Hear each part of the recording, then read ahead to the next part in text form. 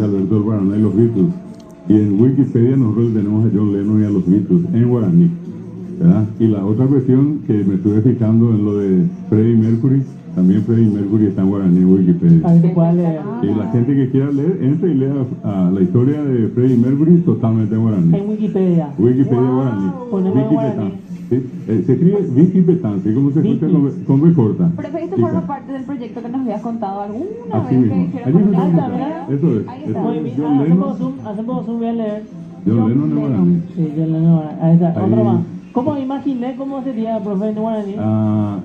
Imaginar Aimoa. Aimoa. Mm. Qué buen nombre, Aimoa. Sí. No leo nomás de acá, pero Ahí. más zoom, dame más. Ahí, por No. ejemplo, vamos a ver, inclusive hay algunas palabras que están pintadas en color azul y esas ya tienen traducción. Un enlace. Una versión también. Ahí está. Más arriba ahora, por favor.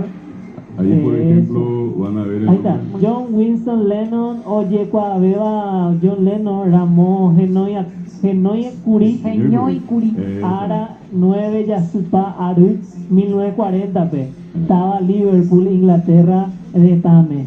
Nacicuera, así pero dice, Sí, Nacicuera, Nacicuera. Nacicuera, Huira Pepo Ata, Aviones. Oyapo, Ayau, Pepe Peteí, Niembo Capu. Estaban tirando bombas. En ese Niembo momento Capu, ya nació. ver, Isu, Gerabacue, Julia Stanley, Itua, ¿vale? Catu, Gerabacue, Fred Lennon,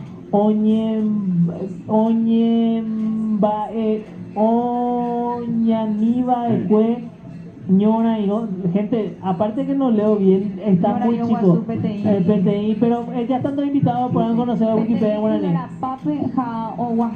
le pido, por favor, Esto voy a usar para practicar. Le pido por favor a los chicos que nos están viendo, que probablemente o están en el colegio o si están en la facultad y tienen un tipo de trabajo que tienen que hacer sobre alguien en Paraguay, por favor tómense el tiempo de hacer algo del profe de guaraní.